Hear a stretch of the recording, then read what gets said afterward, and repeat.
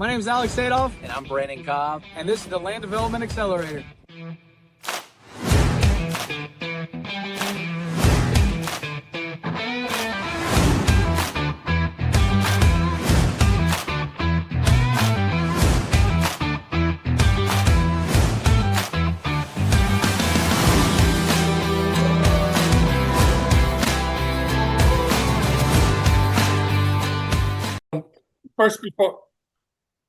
First, before I answer that question, I want this group to know, because I guess they're real estate people, that I ran a real estate developing company in Philadelphia that was, when I say ran, it was $100 million company.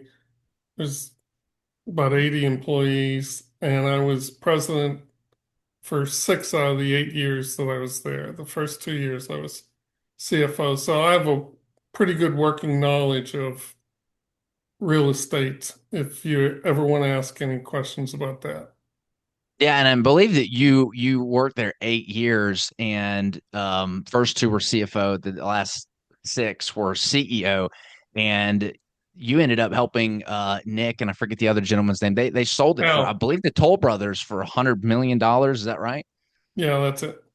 Yeah. So, and that's one of the reasons why I hired Bob and got some his consulting, because I want to sell our company for $100 million.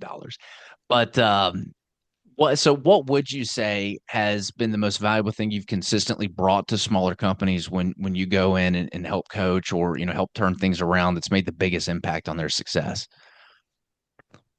The biggest weaknesses I see when I start with a smaller organization is they aren't organized. Um, they don't personally handle their time properly. They're either working 100 hours or 20 hours efficiently. Um, they don't have goals. And to me, goals are one of the most important things in business, because I always set goals for myself, even when I'm writing a book, that when I'm going to finish it, how everything I'm going to do, but I have goals set because the goals give me discipline, and discipline gets results. A lot of times, the business owner is not a controller type or finance type or understand financial statements, and a budget's not important to them. It's important to me. You have to know, you have to think out the whole year of your business, break it down into quarters, break those quarters down into months, and document all that so that you can see how you're doing. If you're doing everything right, if you're doing everything wrong, or what you're doing wrong. Then another extremely important thing is a cash flow forecast. That, without cash, you don't have a business. And you have to stay extremely in touch with the cash flow. Brandon has had a controller type of guy working for him named Chris. And Chris was a 10, an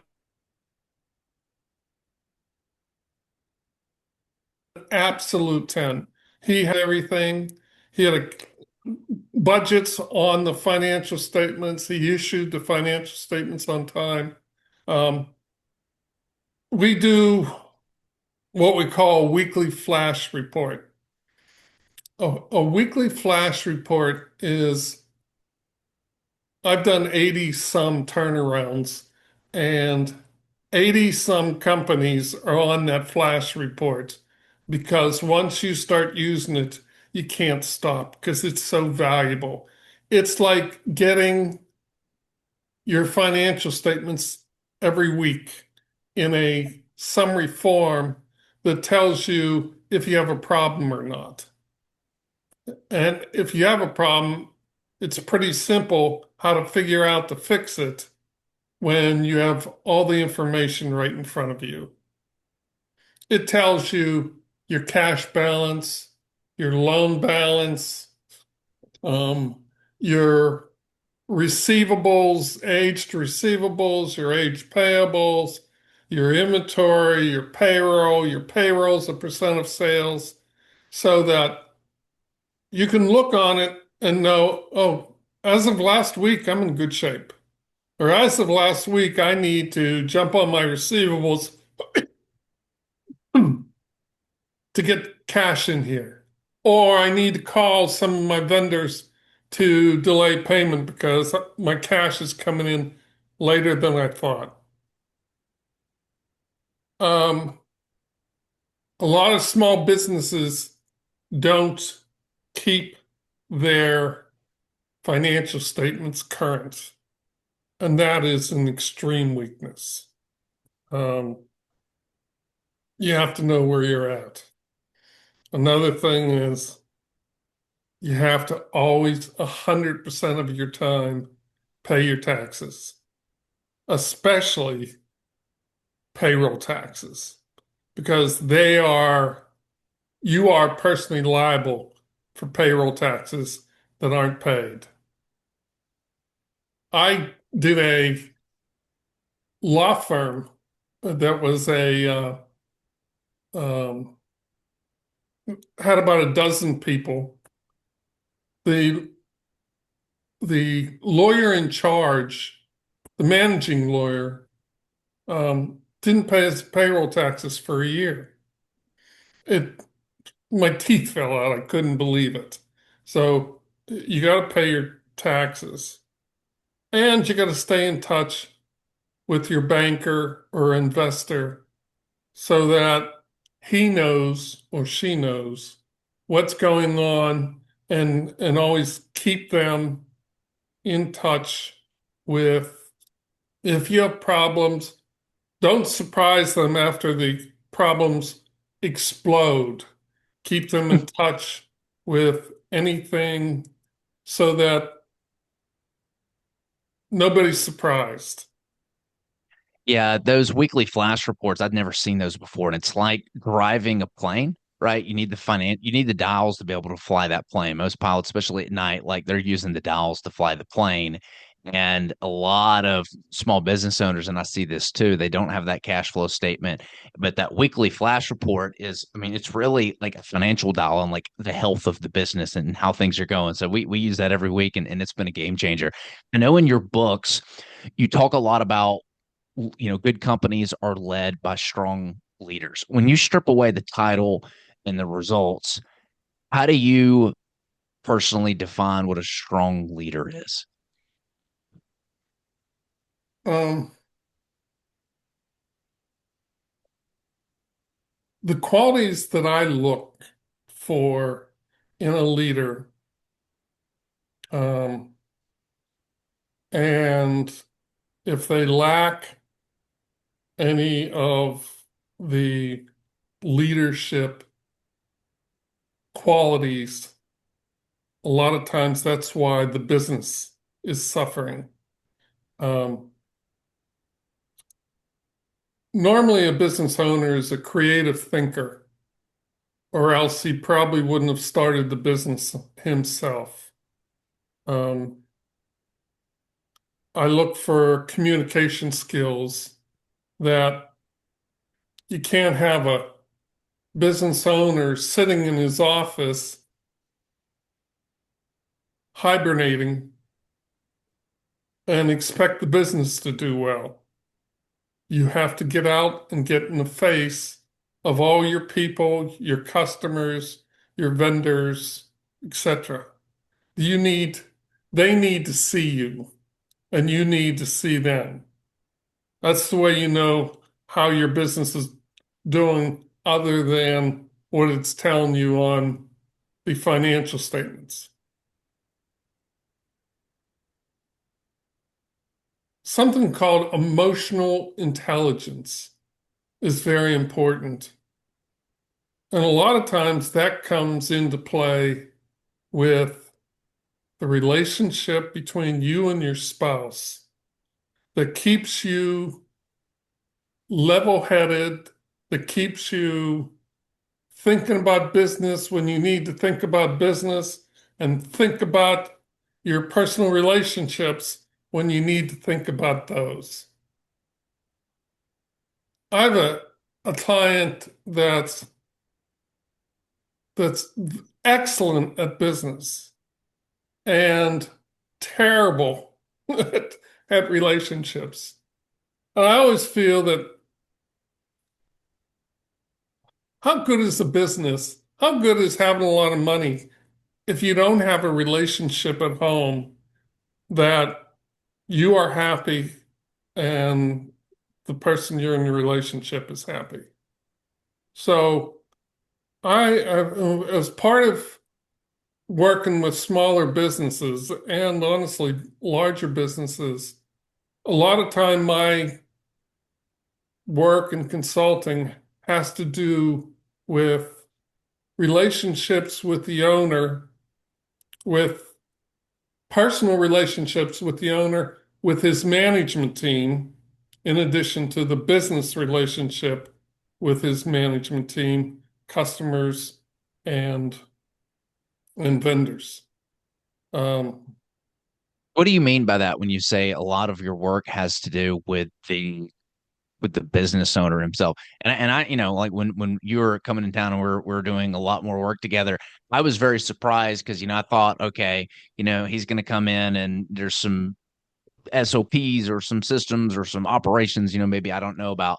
But I was very surprised by like how much work you did with me and like helping shape my mindset, my thinking, how to lead people, how to react to certain problems, and just how to think through things. That was a really big surprise. So, like, can you elaborate a little bit more when you say working, on the business owner and his relationships with the management team or the business? Here's how I feel, because I know, like, as you said earlier, uh, Brandon, I ran three companies as the president or CEO. One was a real estate company that we reached 300 million. One was a computer company that grew in less than a year from 48 million up to 130 million, and then I sold it. And another company was a wholesale distributor to convenience stores that did, when I started there, was 475 million, and we sold it 18 months later when it was doing 1.3 billion.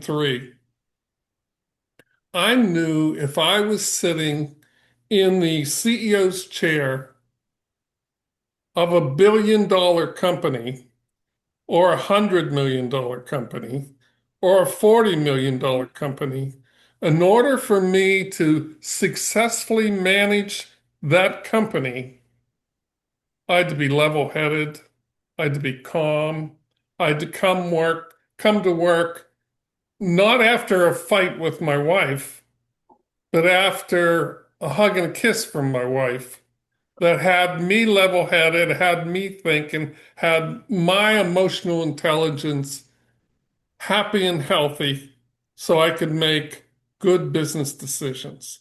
So I didn't affect the life of my managers in a negative way because I was all upset about something that happened at home. Keeping your home life really good creates a good work environment, is what I'm hearing. Yes, that's exactly it. Yeah. Yep. Um, Other things, to be a good leader, I think you have to have adaptability qualities, which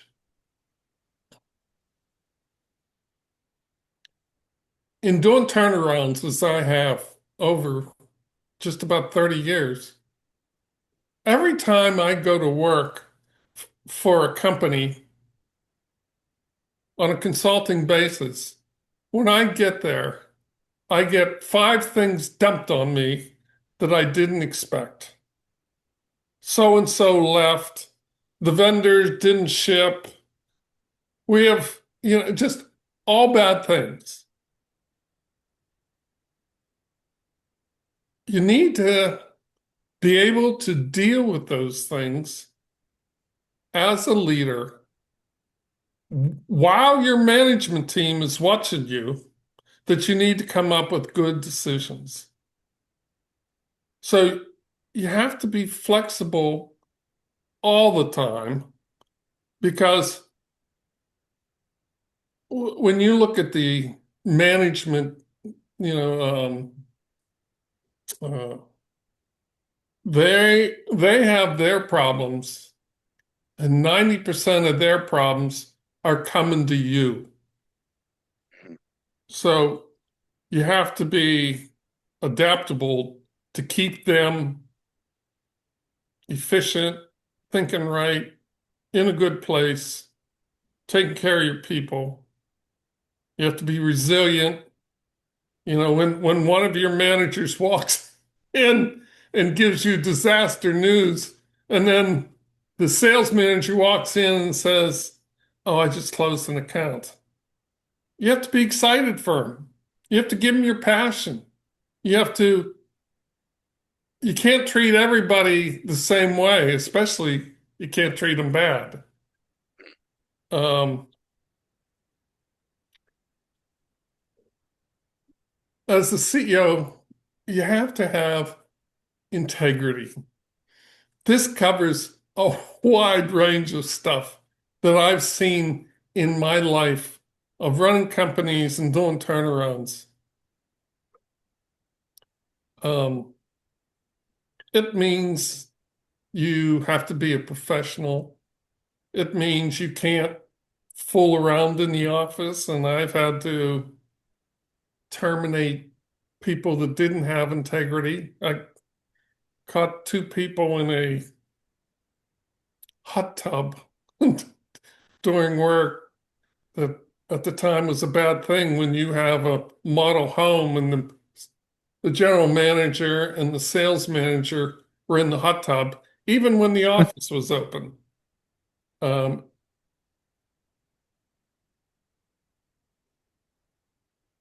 the integrity is there's no time when you can sacrifice integrity.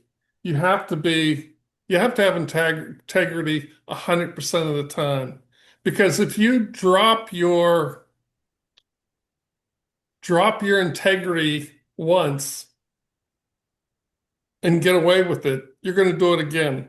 But eventually, it's going to come back and bite you. Yeah. I, Yeah. Never do anything you wouldn't want to see done in a newspaper, that kind of, because there's yeah. so many gray areas in business, and I've seen it firsthand. There's just a lot of gray areas, and it's like, if you've got any questions about it, that's your answer. So as far as looking back over your career, a if you could think of like a personal challenge as a leader, and like how did you change it, like a specific story or circumstance where it was something that you were having to deal with as a leader, and like how did it change as you show up today? Um,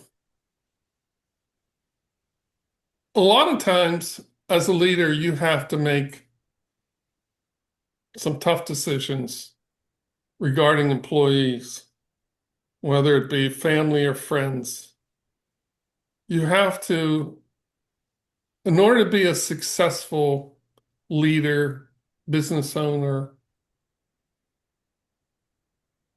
the most important thing that's going to make a successful company is having employees, having managers that are top of the line.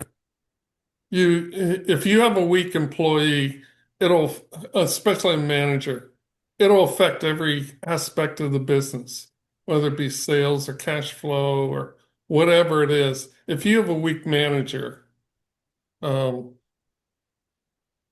you have to deal with it, and you have to um, plan to upgrade it and figure out what's the best way to do it. But it's always tough. to terminate people. Being a turnaround guy, I've terminated, I hate to say this, but hundreds of people. When you go into a company and you meet the management team, it takes you less than an hour to figure out where the weakness is. And then you have to plan on how to fix it. Your employees, the quality of your employees is going to determine the success of your company 100% of the time. If you can call your employees into a conference room and look around the room and say, that person's weak, that person's strong, that person's very strong, that person's a superstar, that person's weak, that person has been with me forever, and I don't even know if I should, how I would categorize that person. To run a company, you have to look at every one of them to run a successful company. You have to look at every one of them and be able to truthfully say whether they're a quality employee or they're weak. And if they're So, weak, you are weak. so long before the numbers show it in a business. So when like, what do you think the first thing that breaks in a business before the numbers show that the business is failing? Like kind of getting upstream. That what you'll notice is people start leaving. People start walking away. They aren't, a lot of times you'll have employees who are quality employees and say, you know what, the caliber, and this happens a lot of times with salespeople. You might have a salesperson that's a superstar, and then three other salespeople that are just riding the waves of the superstar. Superstar knows he's a superstar or she's a superstar. And one thing I've always, in my books, I always talk about how do you take care of the superstar? Because you don't ever want to lose a superstar. But people start leaving, and if and when people leave, you should always have an exit interview of that person, because a lot of times, since they're leaving, they'll unlock the book of all the stuff you don't want to hear Yeah. or all the stuff you don't know that you need to know. When you're working with small business owners, the founders are almost always the bottleneck at some point, or almost like the whole time. So from your experience, what's some of the most common ways founders unknowingly limit their company's growth? Back to not having the basics, not having the goals, not having cash flows, having weak employees, not having customer relationships. Brandon has heard this, that I've always seen, heard, believed that the best salesman in a company is the owner. He or she can go out, make a deal.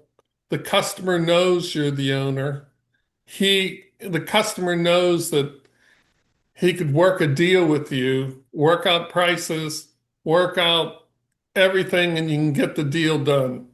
Where if your salespeople are out in the field and um, your customer's trying to make a deal and they're hearing, all right, I'll get back to you on that. All right, I'll get back to you on that. Um, so as a business owner, stay out of your office, get in touch with your customers, be close to your employees, take care of your superstars, And another thing is never be patient. Never Yeah. be patient. You know, I probably every turnaround that I ever done, I have a little speech that I talk about in the first management meeting, telling the group that the one thing you'll never find me being is patient. I every minute that we aren't accomplishing something and this company is losing money, it's losing more money. So you got to document your plans, set your goals, put on deadlines, and then get the stuff done without excuses. So when things are really stressful or business isn't going good, what do the great CEOs do? How like what do they do differently, or how do they make decisions differently than the ones that struggle? They get the teams together and fight the problems as a team. Um, I did a job in Utah of a um, company that built those great big large wheeled ranked high Jeeps and everything. And in the first meeting that I met with the management team, I asked like point blank, what's everybody thinks wrong with this company?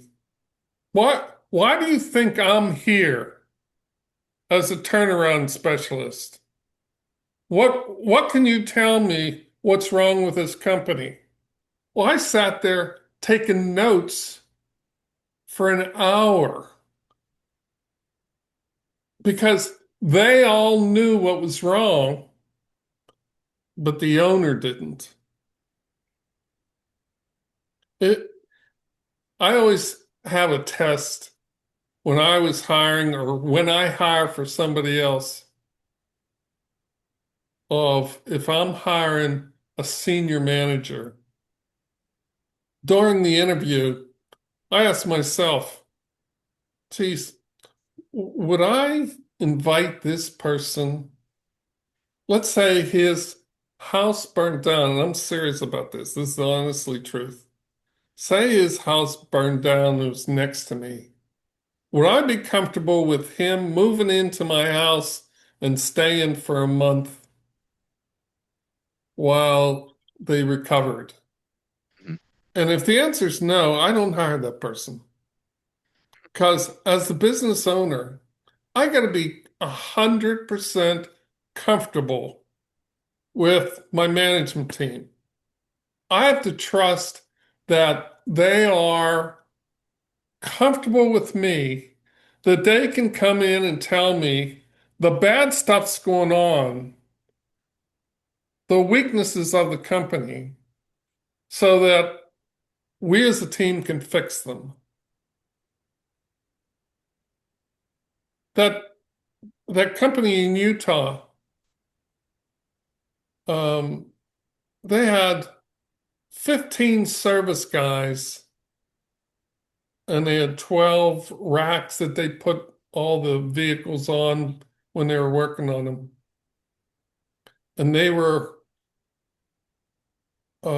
charging $75 an hour to their customers. And um, the second week I was there, I did some research over the weekend at home and found out other companies like them charge their customers $135 an hour for their work.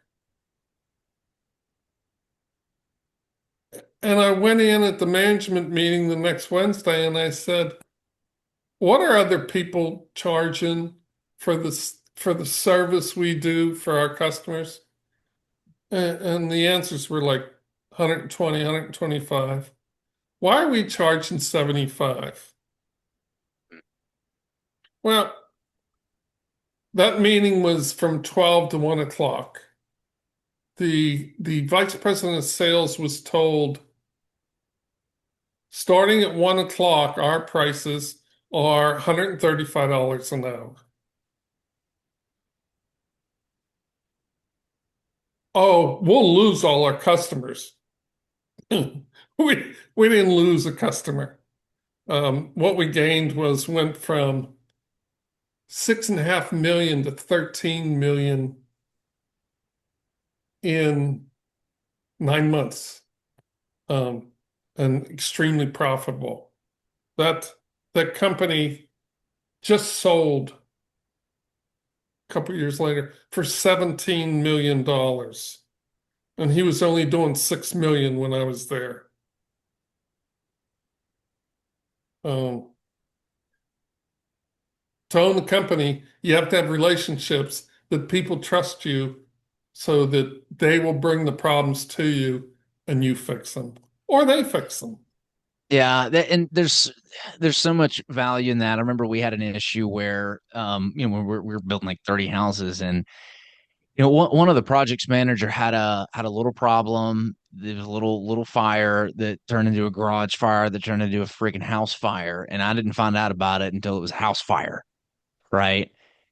And when I asked him, I was why didn't you tell us this or bring this up, during the meetings when, this wasn't a big issue? And he's like, honestly, I was just really embarrassed, and I thought I was, going to get like in trouble. And I was like, dude, we had somehow created, I had somehow created this culture where people didn't feel comfortable presenting the problems or bringing the problems out because it made them feel embarrassed or whatever. And so what I started doing was, I started acknowledging my own mistakes, during meetings, interactions with the team or whatever that is. And I noticed that, when I started acknowledging, my mistakes and saying, hey, here's something I screwed up on, I need some help doing this, a lot more people started to come out and do it. So that whole like lead by example thing, but that can be a huge issue for an organization if people don't feel comfortable presenting the problems.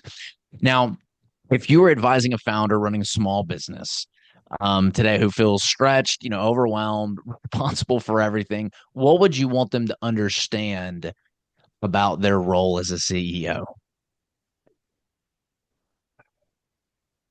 If they're stressed, if they're overwhelmed, it's probably happening in two areas, either the company or their home. It might be both. If you're running a company, you need to look in the mirror and figure out where your problems are and fix them. Because they aren't going away unless you fix them. Um, I I had a client about 3 years ago that told me that he had real problems at home. And thank goodness, Bob, it didn't affect my work. I said, you're lying to me. If you have problems at home, it's going to affect your work. Yeah. It's so you need to put on your big boy pants and decide what problems you have, and you need to fix them. I love it. I want to open it up some Q&A. So there should be a little toggle at the bottom if you want to raise your hand and ask Bob a question. And if not, we'll let Bob go about his day. Bob, I just want to thank you because you've had such a big impact on my life and my marriage. You gave me a lot of advice about marriage and I kind of kept a lot of my business issues, to myself. But, being able to talk with my wife about those, I was like surprised at how much good input she was able to, just that clarity and kind of bouncing things back. I thought, oh, I'm not going to bring like the stress of that, home and, put that into her head or give her that. But like it really helped us actually grow closer together, me coming home and be able to talk through some of the things. So thank you for that. Greg, Let me interrupt just for a second. My wife was president of a 6-campus medical college here in Florida and ran it for 20 plus years. It was a extremely successful college. And she's obviously an extremely bright lady. I use her constantly to talk over issues with my work, my clients, because she's a woman. She's she looks at issues materially different than I look at. And I don't even have the ability to look at sometimes how she comes up with an answer. And I'm like, oh my goodness, you're right. So, I use my wife as a resource to help my clients be successful in business, especially if it's stuff that I'm less than comfortable with my answer. Okay, I Brad. love it. Yep, you've got a true partner there. Yeah, Yeah. and it's the same thing. Jamie will bring a different perspective on something, especially if it's like a person problem that I'm Yes. dealing with. She helps me see it completely different than how I'm potentially seeing it. And sometimes I think my ego can get away of good decision making, and she helps me remove that. Greg, you got a question? You're on mute. Yeah. Hi, Bob. Nice to meet you. Nice Thanks to for meet you. coming on. So my background is I have started several companies. I mean, I would say, maybe like most entrepreneurs, in all honesty, I've probably had more failures than successes, but the successes have been good and driven me to keep going. I I I started following the Gino Wickman and the EOS system, and that talks about a lot of the things you talked about, which has really helped the cash flow and those things.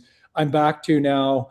I exited a company a couple of years ago, and now I'm back to starting another company, but I don't want to scale to my last company, which was like 50 employees and things like that. I want to keep it small, but I think that's even more challenging for me. And I'm trying to figure out how to get from I don't want to scale a large company. I don't want to manage 50, 100 people. I want to keep it small, but I do need a team. So there's this delicate balance of scaling so I can delegate and not do everything myself, but keeping it small so I have it. I want it to be manageable and I want to have a better lifestyle. So I guess, I guess the question is, how, I always struggle with getting to that point of how big do I need to be? How many people do I need to have? But keep it manageable and keep it smaller and scale. I don't need to have $1 billion company, although I do want to scale it, to where it's a larger from a revenue standpoint. So I guess, how are you making decisions? Who to hire, when to hire, and considering my situation, it's not a tiered, multi-level management layered company. I'm talking, I want to have 4 or 5 employees, um, you know, um, type company. So that's a question because I always struggle with that. Well, if you're my client, I'd ask you a few questions. I'd ask you, what's your end play? What what do you want to do with this company? If you want to sell it, how soon do you want to sell it? And how do you make it more valuable to sell it for a value that you'd be proud of telling somebody? Um, the the gentleman that owned the company in Utah, that when I got there was losing $6 million. He only had like 4 or 5 problems that was holding him back. Um, and we fixed those problems, and now, as I said, we sold his company for 17 million. You have to figure out where you're going and how you're going to get there. If if you want just a small little boutique company, then You can make those decisions. But personally, my recommendation would be grow it and sell it if you um if you don't want to deal when it gets to a certain size, sell it. And take that money, put some away and start something else that you can do and to keep small until you've grown it to where you can sell it. Mhm. Greg, I'll just throw my 2 cents in, and it's about all it's worth. For me, I realized, when we were growing and doing, 22 million a year, and I was like, man, we need to get to 100. And then, we were vertically integrated. So we had the GC company, the land acquisition company, the capital raising company. And for me, I realized that to 5x to business and get to it, the number of people that I was going to have to hire, the extra headache, the risk, and a lot of it was centered towards the GC company. I was like, I just did not want to grow that general contracting business because the land company was going great, like the acquisition company was going great, the capital raising company was going great, but it was that GC business. Like I was like, I don't want to do this, and I did the whole grow the big thing and tons of what I thought was tons of employees and monster 6-figure per month overhead. And I was like, man, I just don't know that I want this for my life. And so for me, it was a conversation with this gentleman who I heard speak. He has a real estate family office and he works with real estate entrepreneurs. And I remember him giving this speech, and he's like, he remembered a time when he had over 100 employees, and he's like, I didn't want to do this anymore, but he wanted to keep his business. And he said he changed from 100 employees to 5, same business, and he did more money. And I was like, what in the hell? Like, how did you do that? And he goes, I got rid of the employees and I started outsourcing everything. In other words, working with contractors or 1099 people or companies. And that was kind of like the aha moment for us. It was like, we don't have to have a GC business that manages, all this stuff like in-house. We can go hire the GC, know how to manage them, have a couple GCs on 5 or 6 projects a year. And that was like the aha moment for me, was like, I don't want to be in the general contracting business to try to grow that. I want to be in the finance business, like these family offices that do hundreds of millions per year. They're just the capital piece. They find the operators and partner with them, and they can easily grow and scale it. So that was kind of the aha moment for me. And it's first started with figuring out like what kind of lifestyle I wanted, like what did I want my life to look like, and then build a business that suits that lifestyle. Anyway, No, I, um, I think that's great. No, I mean, that really aligns with the decision I made to exit my company because it was a construction company and those were all the employees. And that's when I decided I didn't want to, I did that twice and I didn't want to do it again. So I think that really aligns and validates my decision. And Bob, on your end, I think that is a good question I need to ask myself is, do I want to sell this? And I think the answer is yes. So I think gearing my decisions around that is critical, and that means having a company that's running itself and is a sellable company without me. Well, also, you can build a company as the CEO and have an operating president that runs it, has the expertise to run it, and you can be the CEO that you don't even need to go to work. You get financial statements and cash flows and monthly results, and you can manage the company as a CEO or investor and sleep the whole night. yeah, and I'll leave with this. And I see Linda's got her hand up. There's a really good book called Small Giants, and it's companies that are best in class at what they do that chose not to be like they could have been the $1 billion plus companies, and they chose not to be. They chose to stay small, and they charge like these outrageous prices because they can't, just like they have the very very best in the business. So there's so many ways to design the business to feed your lifestyle. Linda, I saw that you got your hand up. Yeah, quick question. So AI is everything now. And I hear a lot of small business owners say, oh, just you don't have to talk to anybody anymore. Have your AI chatbots are almost human. and really almost going way over on that side of the fence. So to your earlier point that you need to be in front of your vendors, your employees, your customers, et cetera, what is the advice that you give to particularly small businesses in terms of incorporating AI and certain things that you just would not have them that they have to hang on to in terms of interpersonal?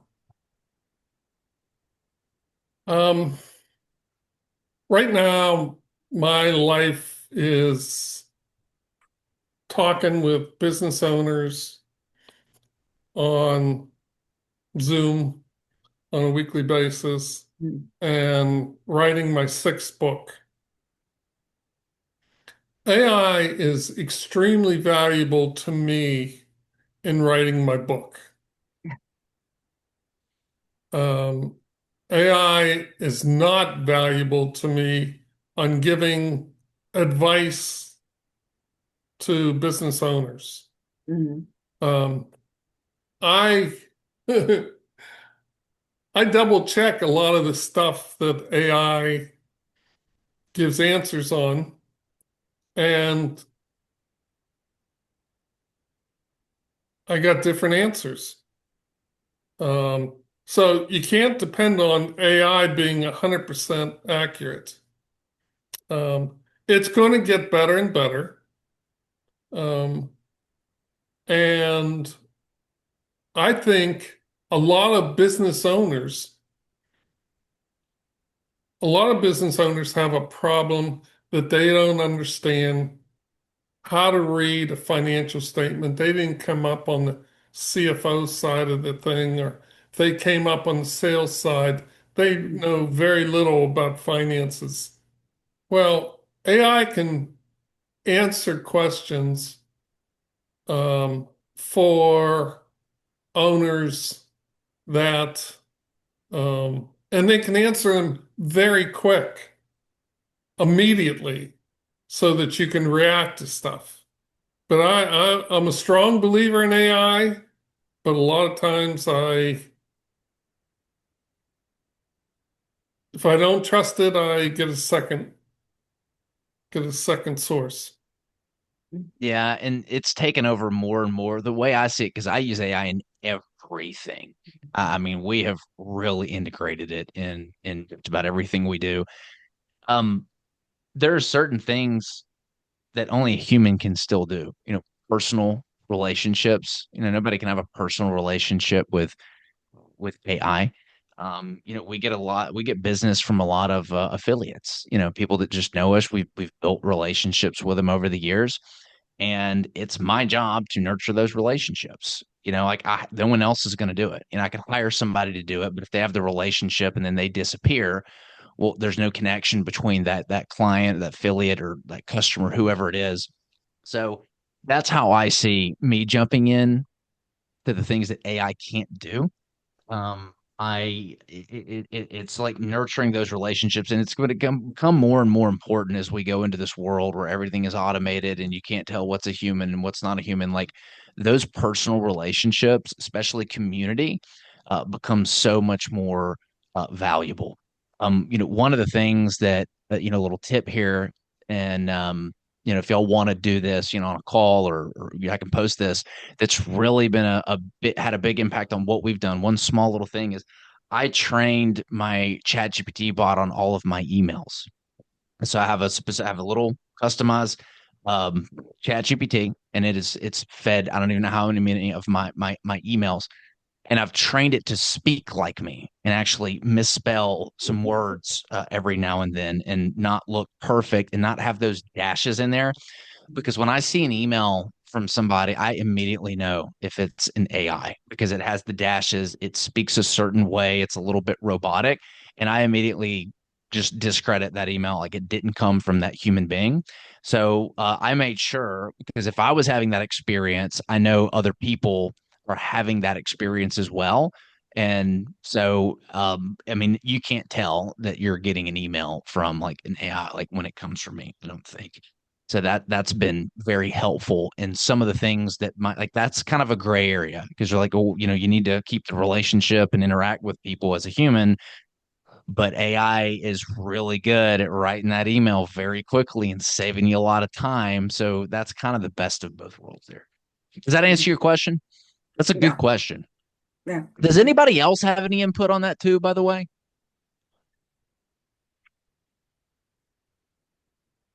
Oh, I I mean, mean, I was going to say, I mean, I agree with that. I think that AI is good for a lot of things, but I think where everybody's going to shine and where it make a difference is the actual relationship, those interpersonal relationships that and face to face. I just think that's the differentiator going forward, in my opinion. That's what I'm teaching my acquisitions manager is to go drive there, go see them, go sit in front of them.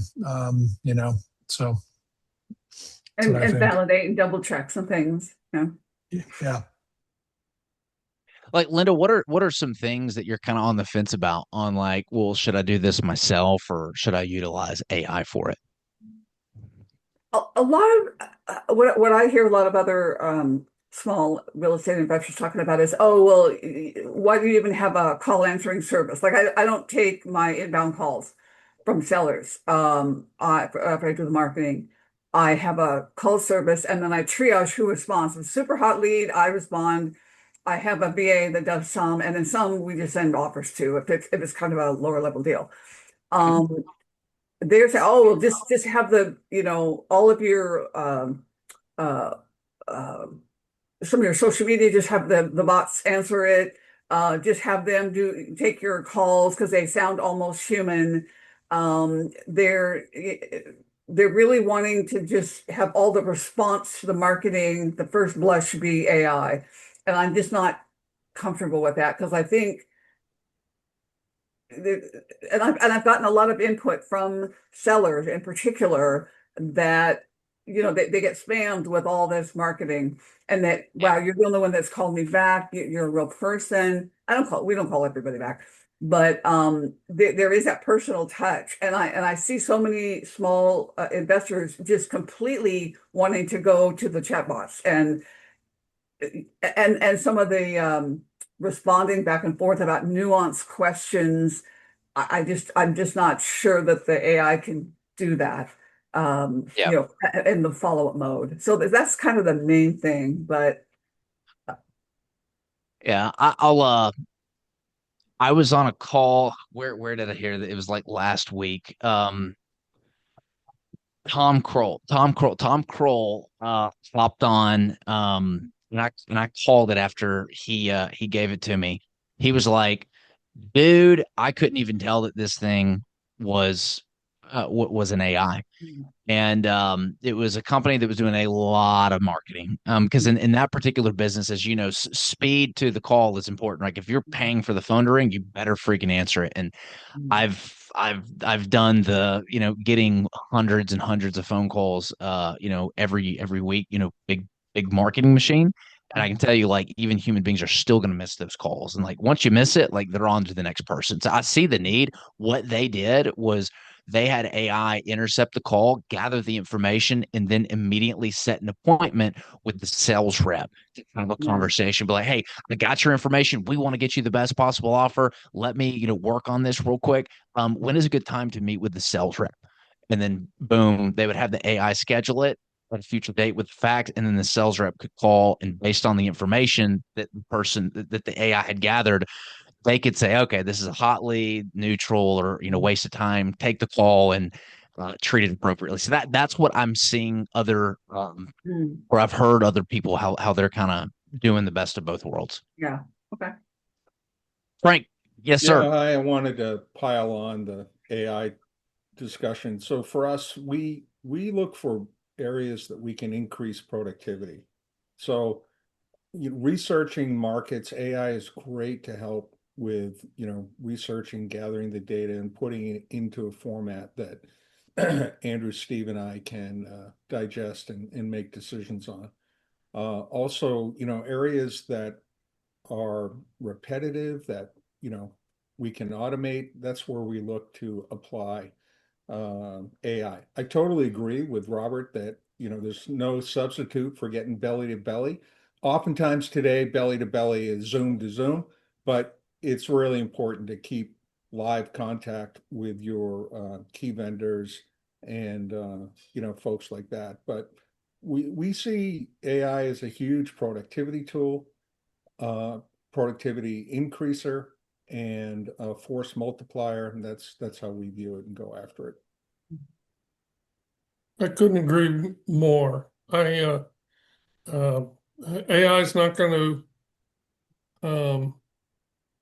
to be as effective as personal relationships, but no way can you be as productive without AI Mhm.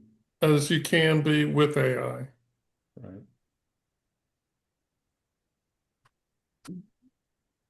It's only going to get more and more interesting as this thing keeps compounding its intelligence year after year. I think that the next presidential election, quite frankly, the center most important topic will be about AI, because we're going to be at an inflection point where this thing is sentient already or semi-sentient, and like, what do we do?